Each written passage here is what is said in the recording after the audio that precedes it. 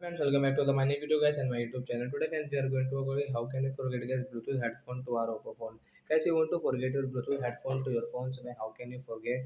Means guys, you don't want to use guys your Bluetooth headphone with your phone guys. You have any problem, so then how can you forget in your oppo phone? In this video friends, I will show you guys. So before starting video friends, first of all go and subscribe the channel guys. Click the bell icon, like my video. So when we will on our phone setting to forget Bluetooth headphones guys. After on phone setting guys, you can see guys your phone Bluetooth setting guys. Click here. As you can see guys, we have guys this Patron BT company headphone we have connected. Where we want to forget this Bluetooth headphones. Where how can we forget? So you will have to click on this right side guys. Tap here. As you can see unpair option and get device name settings. So once you want to change guys your Bluetooth headphone device name, you can change from here guys. But guys, we will click on unpair option to forget. Then guys, this headphone will forget to your phone.